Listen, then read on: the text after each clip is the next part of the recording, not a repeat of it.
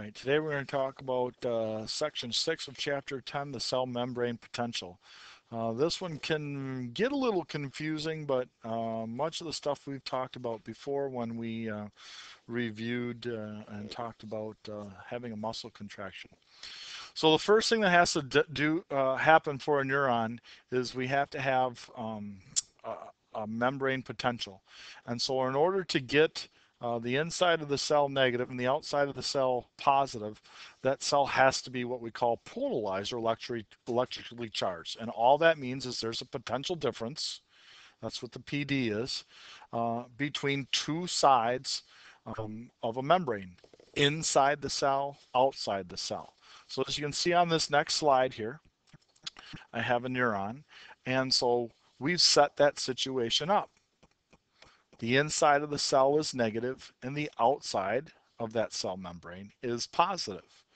And we create this situation through moving ions, various ions, and we'll talk about that on the next slide. But there's an unequal distribution, so unequal as to set up a situation where we have minus 70 millivolt charge across the cell membrane, which allows us some potential to do some work.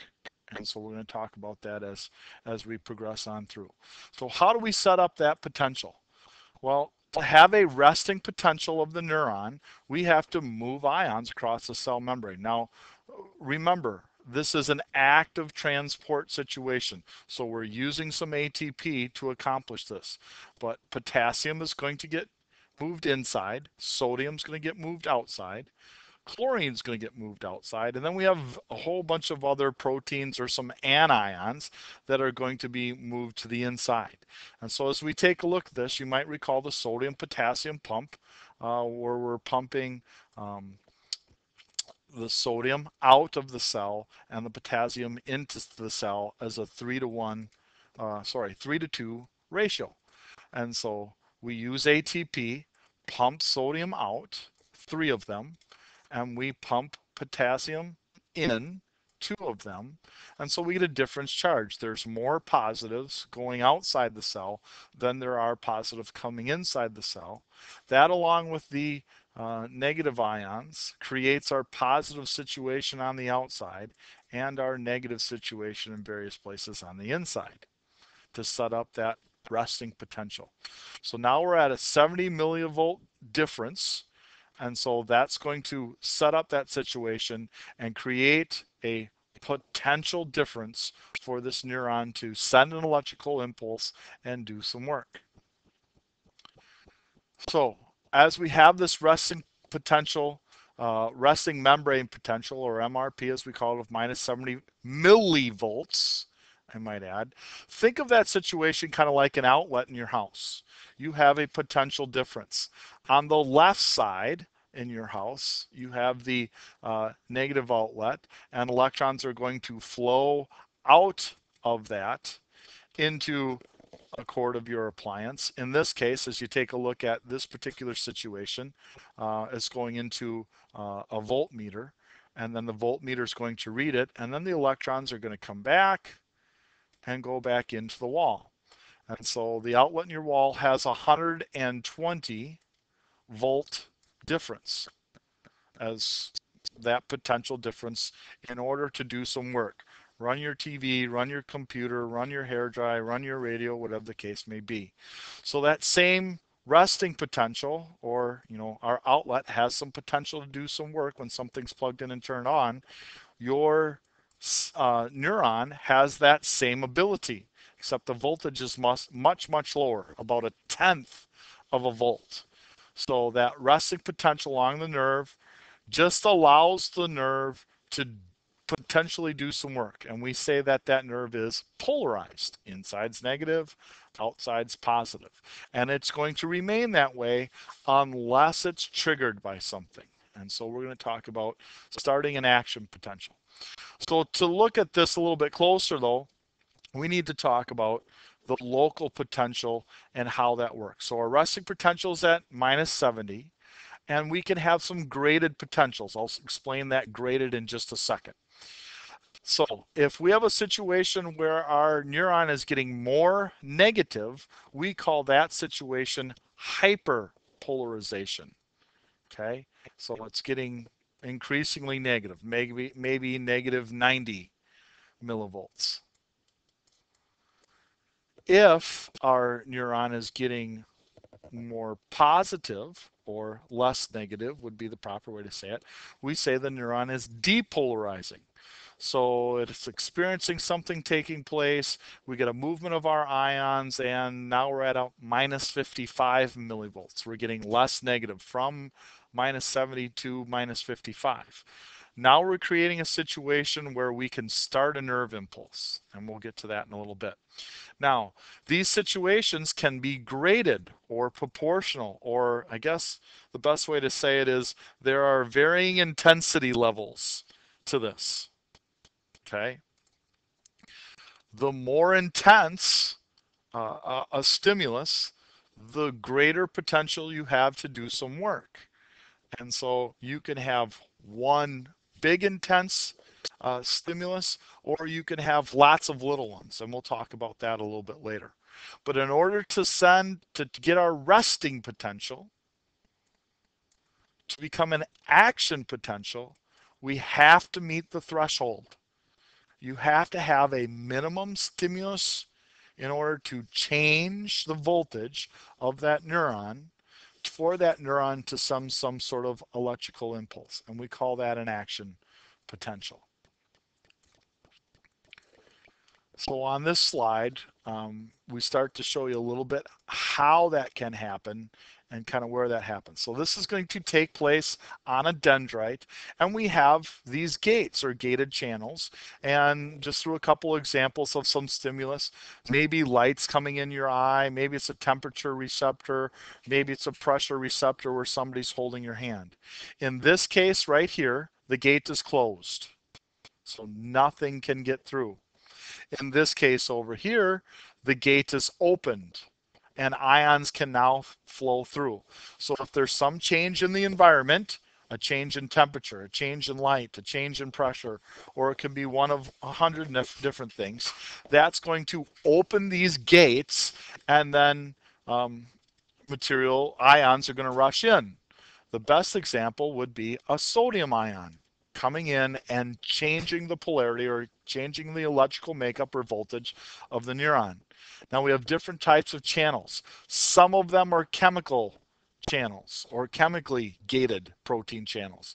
Some of them are voltage gated and some of them are mechanically gated. The voltage gated are caused by charge, and the mechanically gated are opened because of some motion or movement. Okay, so we're going to talk about these first two since they're the most common, and we're going to look at a change in the potential. So here we have an axon from some other neuron, and we have the synapse right in this area where the presynaptic neuron is meeting the postsynaptic neuron. So if you remember, electrical impulse is going to come down, and then the neurotransmitter is going to be released. That neurotransmitter is a chemical, and it hits a receptor on a chemically gated protein channel. That chemical causes the channel to open, and then the sodium comes rushing in to the neuron, causing the inside in this particular area to become more positive and the outside become more negative. While that's going on from this neuron, we have a similar thing going on from this neuron down below. Again, it's a chemically gated channel. So as the neurotransmitter, that chemical diffuses across, opens the gate, sodium comes rushing in, and we get a more positive charge on the inside and negative on the outside. Notice our potential has changed from minus 55 to a minus 62.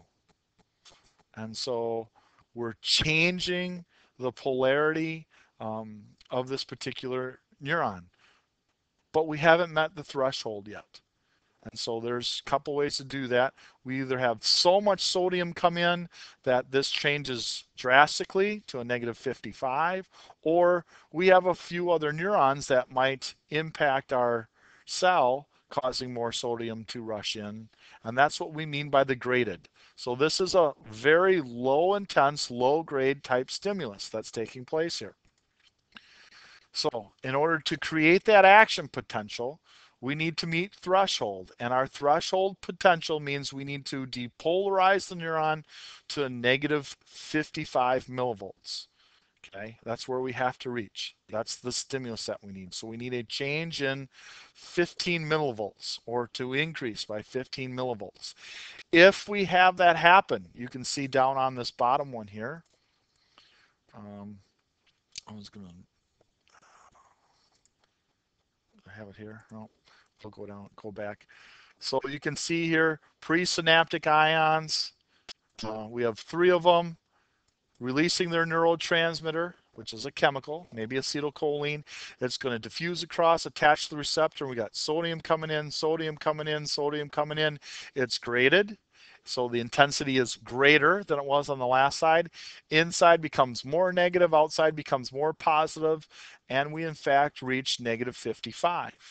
Once we reach negative 5, now we have what we call a trigger zone, an area in our neuron where we have more protein gates or protein channels. These ones are triggered, that's why we have the trigger zone, by voltage. They're called voltage gated channels, as we talked about before. So once these chemical gated channels open up, let sodium in. As that voltage changes enough, meets the threshold, now the rest of these voltage gated channels are going to open up and let even more sodium in, and the neuron's going to become even more negative on the inside and more positive on the outside. And that's how we get our action potential. That's how our electric signal is moving along the surface of the membrane. So as we take a look again, if the threshold is reached, we get a rapid opening of the sodium channels, and so we get a rapid depolarization, as much as up to 30 millivolts. Okay, and so when that happens, now we got an action potential. That electrical signal is moving across the nerve. And so this action potential represents what we're going to call a nerve impulse, or NI, for nerve impulse for short. While that's taking place, we got to reset the neuron. So on that leading edge, we're going to have potassium channels open up. The sodium channels are going to close, and we're going to get the repolarization. We're going to get it back to that minus 70 millivolt resting potential, so the neuron can send another signal. This happens super fast. So a neuron can send multiple signals very quickly. And so here's kind of what, if we could graph this with the chart and look at the electric potential changing, here you can see the neuron is at rest. So we're at the minus 70 millivolts. Again, resting potential. As sodium comes rushing in, we're going to get more positive, more positive, more positive, or get closer to 0. If we reach that minus 55, we're going to get an action potential. That's going to be an all or none response that we talked about with the muscle. We have an all or none response here in the neuron as well. And so we call that an action potential. The neuron's going to send an electrical signal. Okay, after we've reached that action potential, we're going to pump the potassium ions. And so we're going to reestablish our resting potential. But once in a while, we're going to dip below that minus 70. We might get minus 75. Once in a while, it'll dip so low, it might get even down here to minus 90 before it comes back and gets back to its normal resting potential. So we're going to take these through step by step and show the action potential as it's created. So here's our neuron. We're at rest. We're at minus 70 millivolts. We've moved all our ions. The outside is more positive. The inside is more negative. So we've established our resting potential here at minus 70 millivolts. So then we're going to create an action potential. We have some sort of stimulus. We need to meet threshold, so we got to have the minus 55 millivolts, so we got to have enough stimulus, and the sodium's going to rush in, causing the inside to become positive and the outside to become more negative. And so when that happens, once we reach minus 55, it's going to come all the way up and totally depolarize. And so we're going to get, almost a positive 30 millivolts over here. I can't see my 3 very well. Okay. So the depolarization has taken place.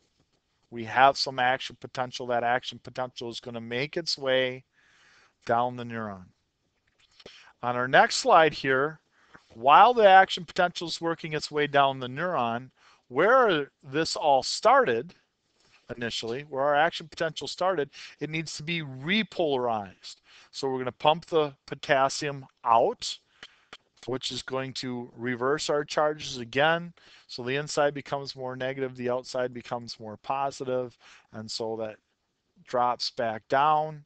And sometimes, like I said, we might even have some hyperpolarization where we even get down to minus 90, like I've drawn right there. And so now our neuron is set, it's at resting potential, and it can fire again. And so we have these action potentials occur back to back to back because the neuron's so quick about resetting itself. So again, there's the whole graph for you again.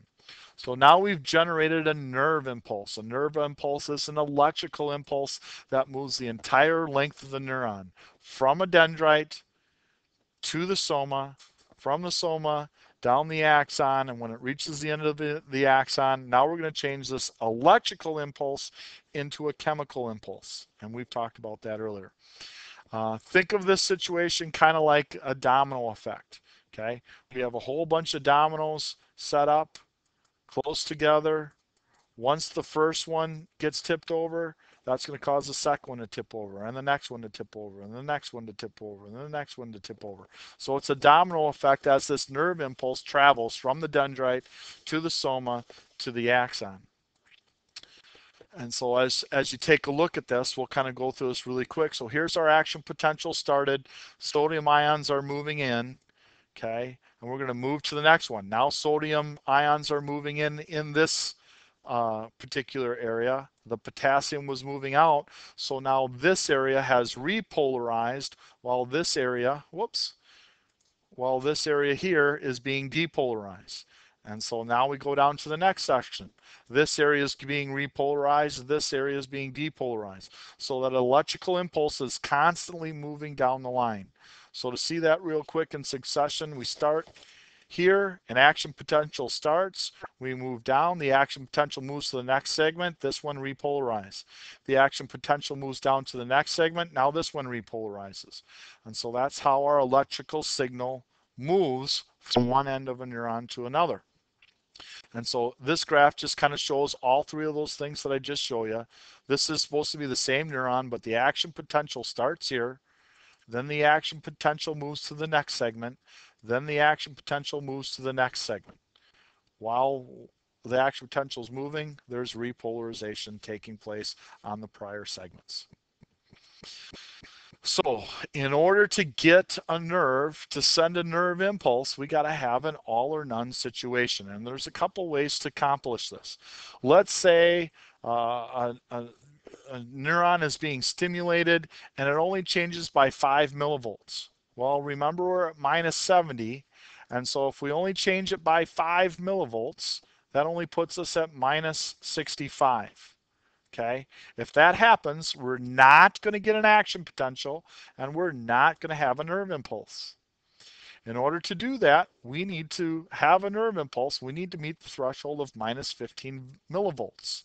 So if we go from minus 70 to minus 55, so that's a change in 15 millivolts, we are going to get an action potential and we are going to have a nerve impulse. What if the threshold is greater than 20 millivolts? Yeah, we've reached that minimum level needed. We've reached that threshold. So we're still going to get an action potential and we're still going to have an impulse. So if the intensity is greater or even more so than minus 20 millivolts, we're still going to get an action potential, and it's going to have the same strength. Whether it was a 15 millivolt or a 20 millivolt, it's an all or none situation. And so as that happens, we talked about the neuron resetting itself, pumping the potassium out. This is called the refractory period. And so there's a period here while we're sending a nerve impulse where another stimulus cannot produce a new impulse. Okay, so we kind of break this down into two areas. It's kind of like saying you can't knock down the dominoes until you set them up again. Well, we really have two situations. One's the absolute refractory period while we're trying to reset the resting membrane potential. We can't have anything happen until we get down to that minus 70 millivolts. And then we have the relative refractory period that has been reestablished, but it's not quite finished yet. But if we have an intense enough stimulation, we can trigger a new impulse. And so we can take a look at that in this manner of how does an impulse actually conduct. Well, a nerve impulse is going to travel down the axon, okay, or down a nerve fiber. It's going to travel slower on an unmyelinated nerve fiber. Remember, we talked about myelin as a lipid that wraps around the axon. And so that nerve impulse travels a little bit slower through a nerve fiber that doesn't have any myelin versus a myelinated nerve fiber. This is called a saltatory conduction. That action potential is going to be allowed to skip ahead because of the myelin, and so that impulse is going to travel faster from the node of Ranvier to a node of Ranvier, and it happens extremely quickly. The other thing that will assist in this is the diameter of the axon. If you have a larger diameter axon, that impulse travels even faster. And so here I got a situation for you. We've got an action potential, and then the action potential is going to skip ahead to the next segment. So as I kind of move back and forth here, action potential is going to skip from here to here because of this myelin sheath. And that's what it does, is it skips ahead along the axon to get that signal sent extremely quickly. In some cases, we can have a nerve impulse travel as fast as 5 meters per second, which is pretty fast. Sometimes we can have, if it's unmyelinated, it can travel actually pretty slow, about half a meter per second, depending on the situation, the diameter, and if it's myelinated or unmyelinated. So that's the conclusion of section 6.